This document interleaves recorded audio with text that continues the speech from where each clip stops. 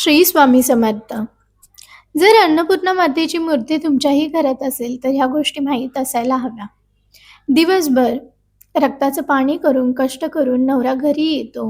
मुलं भुकलेली असतात. तुम्ही मोठ्या आशेने स्वयंपाकघरात जाता, पण डब्बा उघडताच पोटात घस होतो. कारण की डब्यातलं तांदूळ संपलेलं असतं.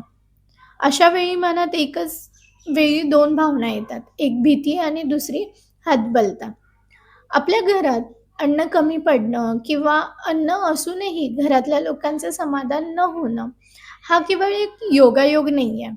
अनेकदा आपण ना नकळत कळत आपल्या घरातल्या अन्नपूर्णा मातेचा अपमान करत असतो.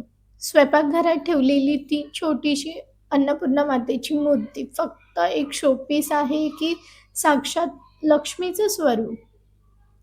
जर तुमच्या घरातही सतत पैशाची चणचण भासत असेल, आजारपणावरती पाण्यासारखा पैसा वाया जात असेल, तर आज आपण अशा काही 7 गुपित गोष्टी पाहणार आहोत, ज्या कदाचित आजपर्यंत तुम्हाला कोणी सांगितल्या नसतील. कदाचित तुम्हाला माहीत नसेल. तर 5वी गोष्ट जर तुम्ही ऐकली, जी ऐकून तुमच्या डोळ्यात पाणी देखील येऊ शकतं, तर घरातली स्त्री म्हणजे कुटुंबाचा कणा सकाळी उठल्यापासून रात्री झोपेपर्यंत तिचे पाय हे चक्रासारखे फिरतच असतात. सगळ्यांनी पोटभर जेवावं, सगळ्यांना सुख मिळावं यासाठी ती धडपडत असते. स्वतःच्या वैयक्तिक आनंदाला ती बाजूला ठेवून सगळ्यांसाठी करत असते. पण अनेकदा एवढं करूनही पदरात काय भेटतं? काय पडतं? फक्त नैराश्य आणि मानसिक तणाव. अनेकदा ना आपल्या घरात अशा काही गोष्टी घडतात ज्या आपण सहज सोडून देतो. जसं की अचानक दूध उतू जाणं, अन्न करपणं किंवा जेवण खूप चांगलं बनवूनही घरातल्यांनी नाक मोडणं, त्यांना न आवडणं. का असं होत असेल?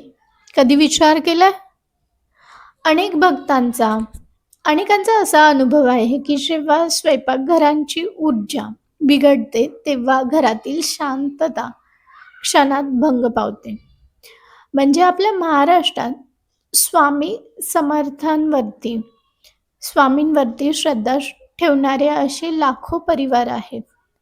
स्वामी नेहमी सांगायचे की स्वामींची ही कृपा जी आहे, ती आपल्या घरात तेव्हाच टिकते, जेव्हा आपण आपल्या घरातल्या अन्नपूर्णा मातेचा वास सुखाचा असतो.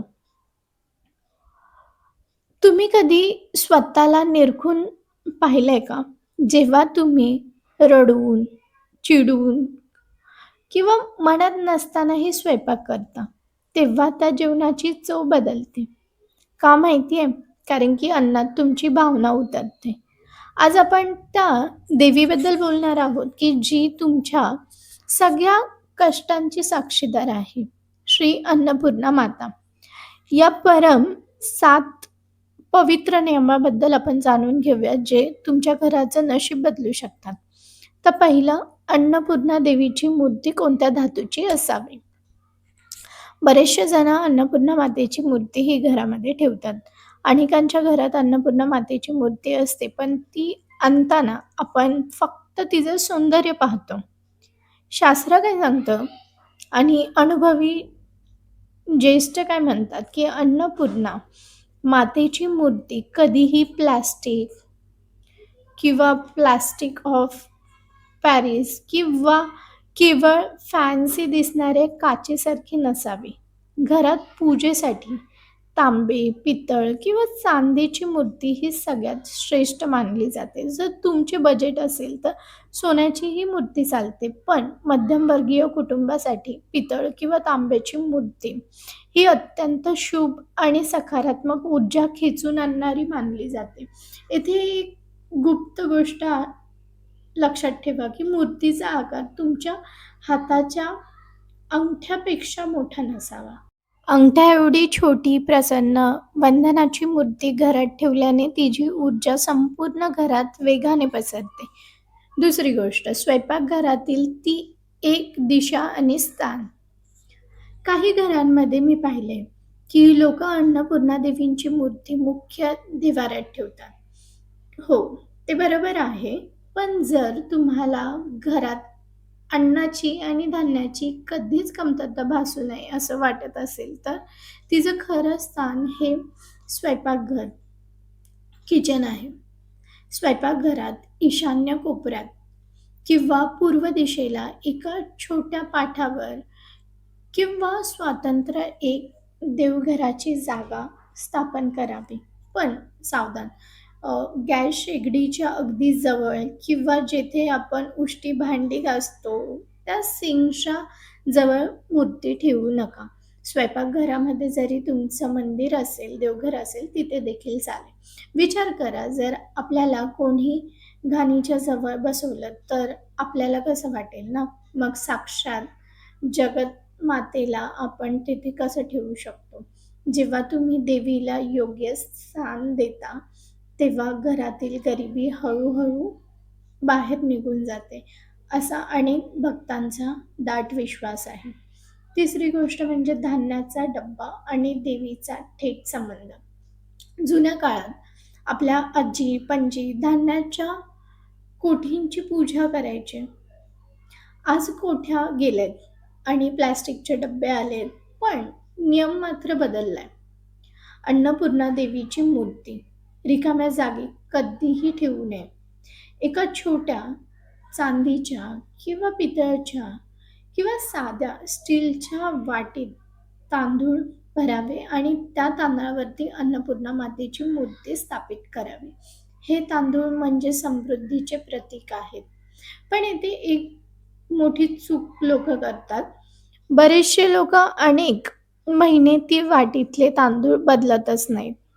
त्यामुळे त्यात जंतू किंवा जाळी दूर लागते, तर हे अत्यंत अशुभ मानलं जातं. दर महिन्याला किंवा प्रत्येक पौर्णिमेला हे तांदूळ बदलून ते घरातल्या तांदळाच्या डब्यात मिक्स करावेत किंवा तुम्ही त्याचा भात करून देखील खाऊ शकता. यामुळे संपूर्ण कुटुंबाला देवीचा प्रसाद मिळतो. आणि तुमच्या घरात असं कधी घडलंय का, की अचानक पाहुणे आलेत आणि घरात अन्न कमी पडलंय?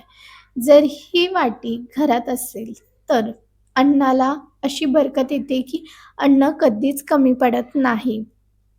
चौथी गोष्ट, स्वयंपाकघरातील हे कडक नियम, ज्याकडे आजकाल आधुनिक स्त्रिया दुर्लक्ष करतात. आजची जीवनशैली खूप वेगळी आहे, पूर्वीसारखी नाहीये. स्त्रिया नोकरी करतात, धावपळ होते, हे अगदी मान्य आहे. पण काही गोष्टी तडजोड करून चालत नाही. पहिली गोष्ट, सकाळी अंघोळ न करता किंवा हातपाय न धुता कधीही गॅसजवळ अन्न करायला जाऊ नका. किमान तोंड धुवून देवाचं नाव घेऊन स्वयंपाकघरात प्रवेश करा. दुसरी गोष्ट, रात्रीच्या वेळी स्वयंपाकघरात उष्टी भांडी ठेवून झोपायची सवय अत्यंत घातक मानली जाते. अनेकांना वाटतं की अहो, सकाळी बाई येईल तेव्हा ती घासेल, आता थकून काय करू? पण रात्री ती उष्टी भांडी घरात नकारात्मक ऊर्जा आणि दारिद्र्य खेचून आणते. जर भांडी घासणं शक्य नसेल, तर किमान ती पाण्यातून काढून उष्टी काढून ती थोडा ओट्याच्या साईडला करून ओटा स्वच्छ करून झोपा. पुढचा जो 5वा मुद्दा आहे, मी सांगणार आहे, तो ऐकून कदाचित तुमच्या डोळ्यात पाणी देखील येऊ शकतं, कारण की तो थेट आपल्या रोजच्या वागणुकीशी जोडलेला आहे. अन्नाचा अपमान आणि घरातील चिडचिड. अनेक घरामध्ये एक दृश्य रोज पाहायला मिळतं. नवऱ्याने जेवताना भाजीला तोंड वाकडं केलं की पत्नीचा पारा चढतो. मुलं जेवण ताटात टाकून उठतात. आपण रागाच्या भरामध्ये ते उरलेलं अन्न कचऱ्याच्या डब्यात फेकून देतो. जरा शांत बसून स्वतःकडे एकदा पहा. ज्या अन्नाचा न कण मिळवण्यासाठी तुमचा जोडीदार बाहेर अपमान सहन करत, रोजचे कष्ट करत, दिवसभर कष्ट करून एवढं कमवतोय, ज्या अन्नाला शिजवण्यासाठी तुम्ही स्वतःला गॅससमोर तासनतास उभं राहावं लागतंय, ते अन्न जेव्हा कचऱ्यात जातं, तेव्हा अन्नपूर्णा मातेच्या डोळ्यातून अश्रू वाहत असतील का नाही. अनेक ज्येष्ठ सांगतात की ज्या घरात अन्नाचा कण फेकला जातो त्या घरातून लक्ष्मी हळूहळू निघून जाते.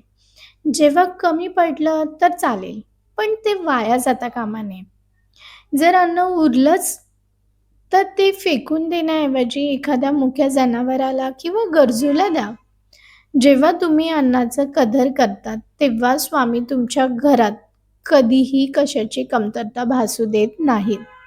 आणि 7वी गोष्ट म्हणजे शुक्रवारी अन्नपूर्णा देवीची विशेष पूजा कशी करावी. शुक्रवार हा माता लक्ष्मी आणि माता अन्नपूर्णेचा विशेष वार आहे. या दिवशी सकाळी उठून स्वयंपाकघर स्वच्छ धुवून घ्यावे. गॅस, शेगडीची पूजा करावी. तिला हळद-कुंकू व्हावे, फुलं अर्पण करावे. त्यानंतर अन्नपूर्णा मातेच्या मूर्तीला तांब्याच्या किंवा चांदीच्या पात्रात ठेवून कच्च्या दुधाने आणि त्यानंतर शुद्ध पाण्याने अभिषेक करावा. देवीला चंदनाचा टिळा लावावा, हळद-कुंकू, अक्षता व्हाव्यात. या दिवशी देवीला पांढरा किंवा पिवळ्या रंगाचा नैवेद्य दाखवावा. अत्यंत शुभ मानला जातो. पांढऱ्या रंगाचा तर तुम्ही खीर बनवू शकता, खडी साखर ठेवू शकता किंवा साधी साखर देखील ठेवू शकता. आणि सगळ्यात महत्त्वाचं म्हणजे घरातल्या पहिल्या पोळीवरती, चपातीवरती थोडंसं तूप आणि गूळ ठेवून ती गाईला खाऊ घाला. हा छोटासा उपाय तुमच्या घरातील सगळी विघ्न दूर करू शकतो. 7वी गोष्ट म्हणजे अन्नपूर्णा देवीचा मंत्र किती वेळा म्हणावा आणि तो कसा म्हणावा. मंत्रामध्ये अपाट शक्ती असते, हे आपल्याला माहितीच आहे. अन्नपूर्णा देवीचा एक अतिशय सोपा आणि प्रभावी मंत्र आहे. तर हा मंत्र तुम्ही दररोज देखील म्हणू शकता. दररोज जर शक्य नसेल तर गुरुवारच्या दिवशी किंवा शुक्रवारी तुम्ही हा मंत्र म्हणू शकता. हा मंत्र म्हणताना मनात कोणतीही शंका नसावी. जेव्हा तुम्ही रोज सकाळी स्वयंपाक करायला सुरुवात करतात, तेव्हा मनातल्या मनात देखील हा मंत्र म्हणू शकता. मोठ्याने हा मंत्र फक्त 3 ते 11 वेळा म्हणा. आणि जर मंत्र पाठ नसेल, तर फक्त तुम्ही श्री अन्नपूर्णाय नमः किंवा श्री स्वामी समर्थ नमः हा देखील साधा जप आपण करू शकतो. मंत्र हे केवळ एक वाक्य नाही आहे, तर ती प्रार्थना आहे. हे माते, माझ्या घरात येणाऱ्या प्रत्येक जीवाचे पोट भरू दे. कोणालाही उपाशी ठेवू नकोस. ज्या घरात अशी निस्वार्थ प्रार्थना केली जाते ना, तिथे साक्षात परमेश्वर वास करतो. म्हणून आपण आज या 7 गोष्टी पाहिल्या, तर त्या केवळ ऐकण्यासाठी नाही आहेत, तर त्या आपल्या प्रत्येकाच्या जीवनात उतरवण्यासाठीच्या आहेत.